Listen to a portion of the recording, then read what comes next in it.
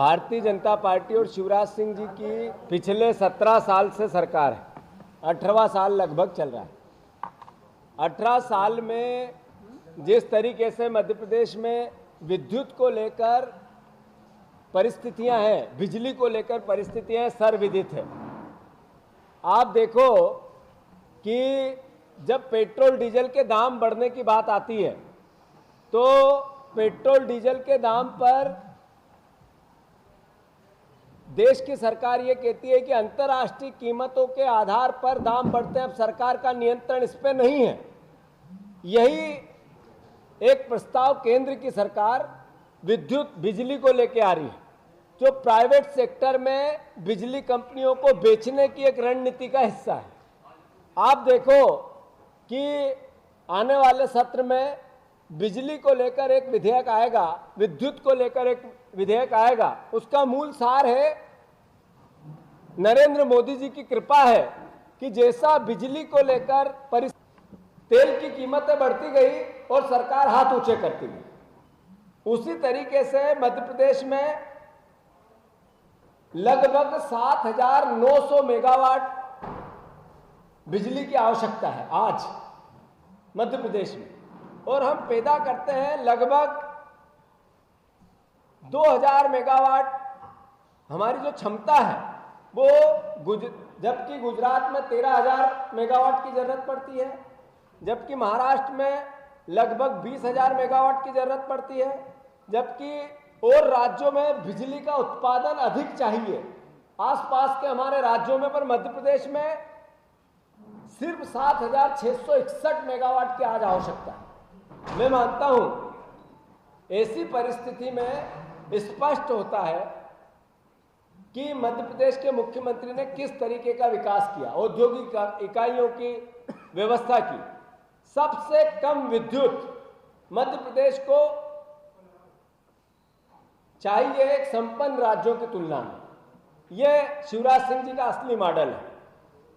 अब हमारी जो क्षमता है लगभग 54,000 ताप ऊर्जा की हम मेगावाट बिजली उत्पादन कर सकते हैं, और लगभग जल की 5400 5,400, और जो जल से ऊर्जा बनती है वो हम 2435 मेगावाट मध्य प्रदेश की क्षमताएं हैं। इसमें सिर्फ एक इकाई भारतीय जनता पार्टी ने बनाई है, बाकी सारी कांग्रेस ने बनाई, कांग्रेस की सरकारों ने बनाई।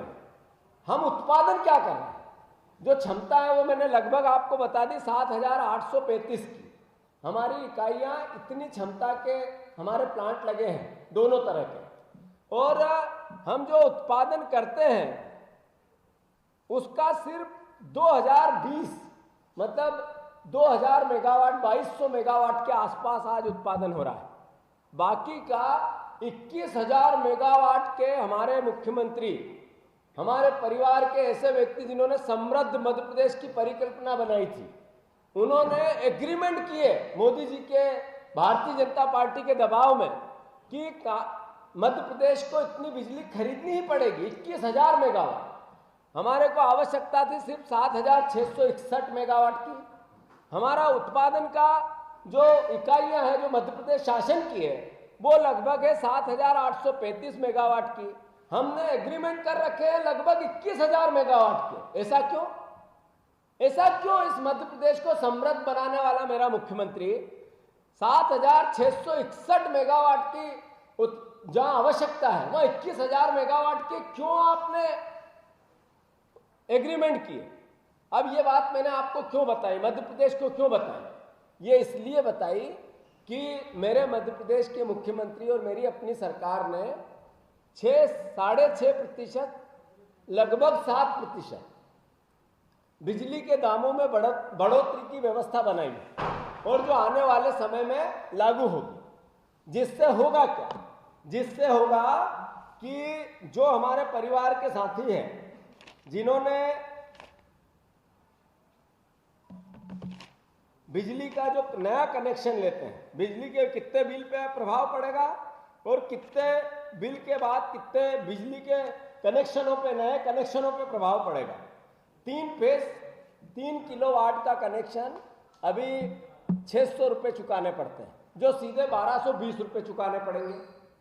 जो कनेक्शन नया लेंगे हम लगभग 5 किलोवाट का, उसमें 1800 रुपये चुकाने पड़ते हैं, वो चुकाने पड़ेंगे 3200 रुपया। जो 10 किलोवाट का कनेक्शन है उसमें हमें सीधे चुकाने पड़ेंगे, जो 4800 रुपये में होता था वो अब 8400 रुपये में होगा, 8400 रुपये में। ये शिवराज सिंह जी की लूट की सरकार, झूठ की सरकार, करप्शन की सरकार, ये इन्होंने पूरा वातावरण बनाने की कोशिश की है। कांग्रेस पार्टी इसका विरोध करती है और मांग करती है कि इस महंगाई के दौर में, इस पेट्रोल डीजल की आग में, इस मध्य प्रदेश के कोविड के काल में किसी भी रूप में सरकार अब विद्युत के बिल न बढ़ाए। इस पे सबसे ज्यादा असर middle class, lower middle class और गरीबों को। मैं शिवराज जी से अनुरोध करता हूं कि ये जो बिजली के बिल, बिजली के दर बढ़ाने की कोशिश सरकार की है, इसका कांग्रेस पार्टी विरोध भी करती है और आपको नहीं बढ़ाना चाहिए, ये भी अनुरोध करती है। अभी आजकल बिजली के बिल को लेकर विद्युत विनियामक आयोग का जो विज्ञापन आता है, अब हिंदी में नहीं आता, अब अंग्रेजी में आता है, कि गांव का गरीब समझ ही नहीं पाए कि करना क्या चाहता है।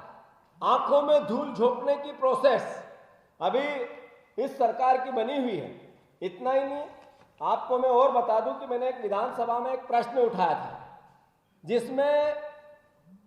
जिसमें हमारे जितने 7 इकाइयां जो मैंने बार बार बात की आपसे अभी, उसमें से केवल 2000 मेगावाट का उत्पादन अभी हो रहा है, बाकी 5000 मेगावाट का उत्पादन नहीं हो रहा है। इसके पीछे लॉजिक क्या है?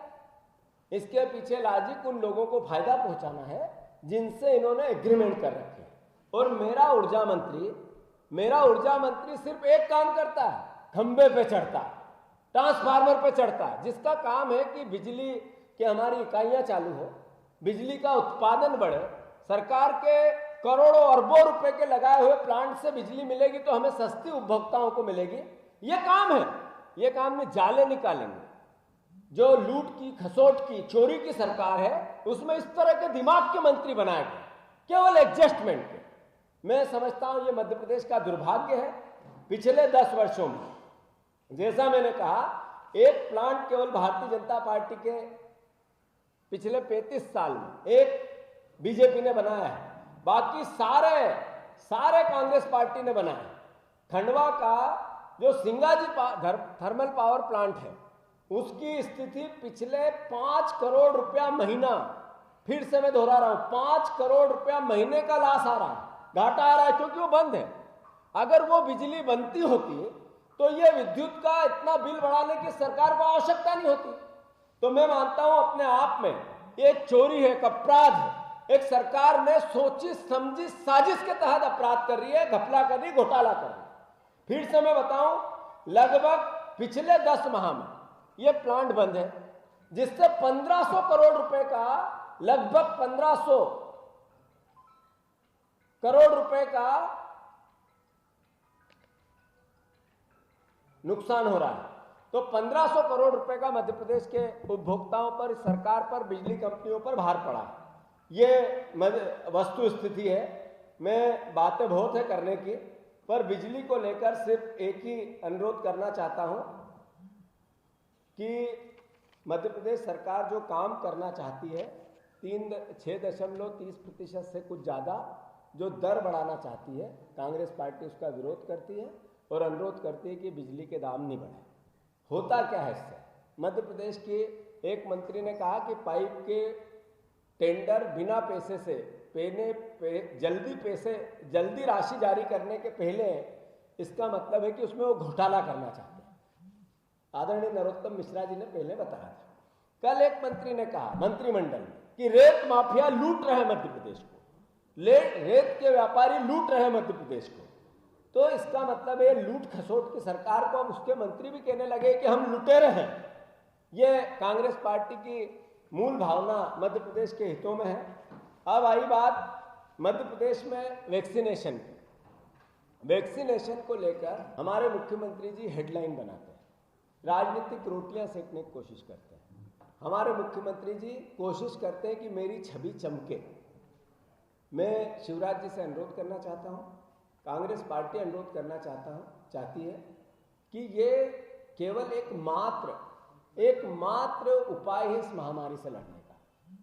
जब लगातार 4-5 दिन आपने वैक्सीनेशन बंद कर दिया और एक साथ योगा दिवस के दिन आपने रिकॉर्ड बनाने की कोशिश की, नेचुरल है जहाँ वैक्सीनेशन सेंटर थे वहाँ भीड़ हुई होगी, नेचुरल है लोग कई सुबह से शाम तक लाइनों में खड़े रहे होंगे, नेचुरल है इस बीमारी की जो सोशल डिस्टेंसिंग की बात है जो रोज आप करते हो वो टूटी होगी, नेचुरल है कि वो सारे नॉर्म्स टूटे होंगे जिसमें जिस तरीके की मोटिव इस बीमारी से लड़ने का हम बताते हैं, रोज विज्ञापन देते हैं, हेडलाइन बताते हैं, पेपरों में लिखते हैं, 2 फोटो शिवराज सिंह और मोदी जी का बनाते हैं। मैं अनुरोध करना चाहता हूं, इस तरह का पाखंड इस बीमारी से लड़ने का उपाय नहीं हो सकता है। आपको वैक्सीनेशन जितनी जल्दी हो और जितनी सरलता से हो, और जैसा पहले टीकाकरण का प्रोसेस चलता था उसमें विज्ञापन नहीं आते थे। पहले टीकाकरण अलग अलग तरीके के होते थे, बच्चों के होते थे और कई प्रकार के होते थे। सरकारें उसको इस तरीके के मोटिव से नहीं चलाती थी जिस तरीके से आज शिवराज सिंह जी और नरेंद्र मोदी चलाना चाहते हैं। वैक्सीनेशन होना चाहिए। कांग्रेस पार्टी को गर्व है इस बात का कि इतनी बड़ी तादाद में वैक्सीनेशन हुआ। हम साधुवाद देते हैं पूरे तंत्र को, पर मेरे को हेडलाइन बनाना है इसलिए भीड़ हो, मैं अपना रिकॉर्ड बनाऊं, देश में नाम हो मेरा, इसलिए मैं अपनी जो भूख है छपने की उसके लिए सोशल डिस्टेंसिंग को तोड़ दूं। मैं समझता हूं ये भी निंदा का विषय है। मैं आंकड़ों पे नहीं जाना चाहता, पर बात इतनी नहीं है, बात इससे आगे भी। इन सब परिस्थितियों के बाद वैक्सीनेशन सरकार को फिर से अभी जितना होना चाहिए उससे हम पीछे चल रहे हैं। तेज गति से वैक्सीनेशन कैसे हो, जल्दी से वैक्सीनेशन कैसे हो, सरलता से वैक्सीनेशन कैसे हो और इसमें सब मिलकर सहयोगात्मक रवैया कैसे अपनाएं, इस पर सरकार को मोटिव बनाकर काम करना चाहिए। ये कांग्रेस पार्टी उनसे अनुरोध करना चाहती है। जहाँ तक 21 जून में 16,95,000 का जो सरकारी दावा है, अच्छा है, भगवान ईश्वर है, ये होना चाहिए क्योंकि इसमें नकारात्मकता नहीं हो सकती। 10 घंटे में 16 लाख की बात हुई, पर पिछले 4 दिनों में लगभग 85,000 सब मिला के 85,000 वैक्सीन लगे। ये भी एक सोचने का विषय है कि पीछे गए तो 4 दिन में 85,000 और एक दिन में 17 लाख के लगभग।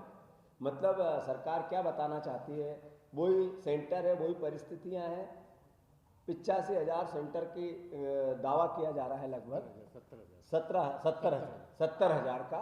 तो मैं मानता हूं कि इसी प्रोसेस से अगर वैक्सीन उपलब्ध होगी तो हमारा मध्य प्रदेश बच सकेगा। आप भाषण, विज्ञापन, हेडलाइन से बच के इस प्रोसेस को करो, कांग्रेस पार्टी मांग करती है। बाकी भी बहुत सी बातें हैं, पर आपके कुछ सवाल हो तो आप लें। और फिर से एक बार सब भाइयों को मैं, और साथ ही चूंकि पानी बहुत गिर रहा था इससे गाड़ी थोड़ी धीरे आई, उसका कारण ये बना। धन्यवाद। एक और है, हमारी 2 बहनें भी यहाँ पे आई है आशा कार्यकर्ताओं के संदर्भ में, जो हड़ताल पे है उसको संदर्भ में भावी बात कहेगी। चलो फिर एक बार ये ले लो।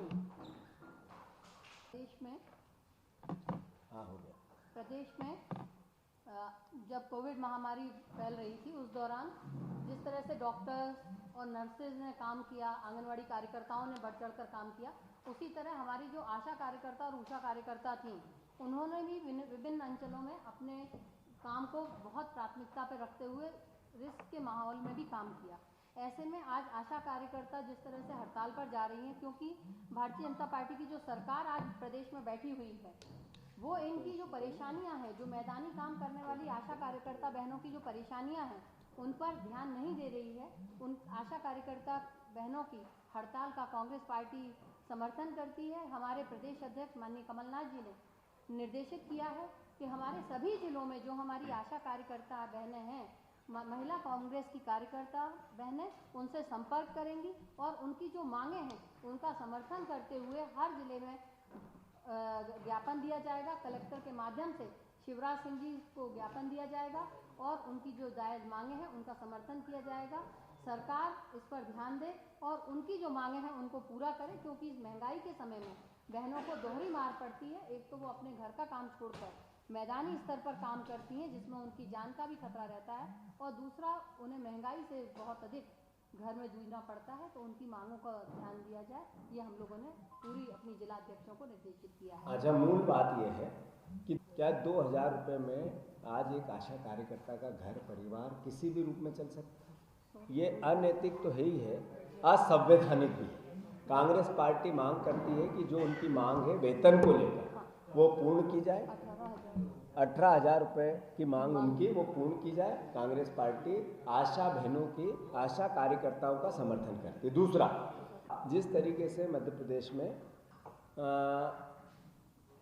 शिवराज सिंह जी 1 लाख रुपए रोज खर्च करते हैं, 1 लाख रुपया रोज खर्च करते हैं शासन का एक पौधा लगाना। पूरी व्यवस्था जाती है, सीएम का प्रोटोकॉल जाता है, सब जगह फोटो पिक्चर आप लोगों को भी बुलाया जाता है, मीडिया भी जाती है, और फिर रोज एक उनके परिवार के साथ एक पौधा लगाते हैं। कभी कोई आयोजन होता है तो और तरह की बातें होती हैं। मैं इसका स्वागत करता हूँ। पर्यावरण को बचाना है तो मुख्यमंत्री का अधिकार हो सकता है, किसी भी व्यक्ति का अधिकार होता है कि वो पौधा लगाए, हम भी लगाते हैं, पर मुख्यमंत्री रोज एक पौधा लगाता है। एक पौधा 1 लाख रुपए का पड़ता है और 2,30,000 पेड़ हीरा खदानों के छतरपुर में काटने की बात आती है। ये अपने आप में एक अपराध है। अब दौर आया है ऑक्सीजन कैसे मिले मानव को, जीव को। उस परिस्थिति में इतने पेड़ काटना, मैं समझता हूं कि विश्व में कहीं नहीं हो रहा होगा जो मेरे मध्य प्रदेश में होता है। तो ये इसकी भी कांग्रेस पार्टी निंदा है।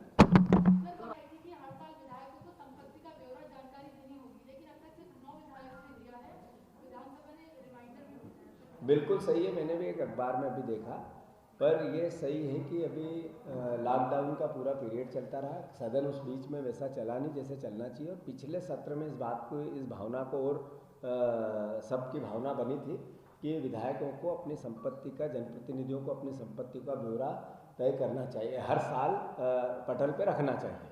तो चूँकि हमारा जब चुनाव होता है तो हम अपने जब नामांकन करते हैं उसमें इस प्रोसेस को हम करते हैं, पर चूँकि कमलनाथ जी ने निर्णय लिया था, कांग्रेस पार्टी के सभी विधायक इस सत्र से पहले, जो भी सत्र आएगा उससे पहले सबको पार्टी निर्देशित कर रही है कि अपने संपत्ति का ब्यौरा विधानसभा के पटल पे रखें, जिसमें मैं भी हूँ।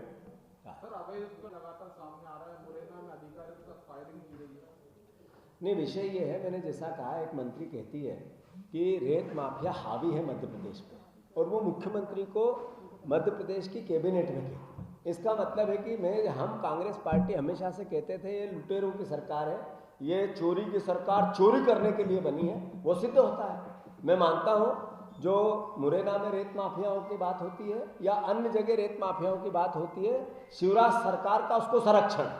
यही कारण है कि मंत्री उद्वेलित है, परेशान है, अपनी बात कहते पर सुनी नहीं जाती। ये जो कैबिनेट है इसमें मंत्रियों की बात नहीं सुनी जाती। ये कैबिनेट है, जैसा डिक्टेटरशिप से कुर्सी हथियाई है वैसे ही डिक्टेटरशिप से मंत्रिमंडल कैबिनेट चलती है। महाअभियान को लेकर जो बात कही, आप कह रहे हैं कि गर्व है इतने लोगों को वैक्सीन लगी, 17 लाख लोगों को वैक्सीन लगी है, लेकिन आपके जो कांग्रेस के नेता हैं, जयराम रमेश हो चाहे पी चिदम्बरम हो, वो ट्वीट कर रहे हैं, तो वही आंकड़ों की बात है कि एक दिन 17 लाख, दूसरे दिन 8,000। तो इस पर सरकार का ये कहना है कि जिस दिन वैक्सीनेशन का डे है उस दिन ही वैक्सीनेशन लगेगी। शायद ये पता नहीं है कांग्रेस के नेताओं की, आरोप लगा। नहीं, अनुरोध ये है कि ये डे कहाँ से आ गया और ये डे बनाने की आवश्यकता क्यों? आज आवश्यकता है कि मेरे परिवार के लोग जल्दी से वैक्सीनेशन के पूर्णतः सुरक्षित हो, उनकी एंटीबॉडी बने। इसके लिए वैक्सीन जल्दी से जल्दी, हर दिन वैक्सीनेशन का है, हर डे वैक्सीनेशन का है, जल्दी से जल्दी पूर्ण करो। राहुल गांधी हमेशा से कहते आए हैं, राहुल जी ने हर बार कहा केंद्र सरकार जल्दी से वैक्सीनेशन किसी भी रूप में सरकार के नाम के अनुसार विश्व भर से जहाँ से मंगा सकते हो वहाँ से मंगा के वैक्सीन करा देश को। तो ये डे क्या होता है, डे के पहले क्या होता है, अभियान का अभियान है, हर दिन अभियान है, जब तक इस बीमारी से हम लड़ नहीं सके। कांग्रेस पार्टी इसकी मांग करती है। जो जयराम रमेश जी ने, पी चिदम्बरम जी ने कहा है, वो ये भावना है कि जल्दी से जल्दी आपके आंकड़े हेडलाइन बनाने के बजाय आप वैक्सीन कराओ देश को।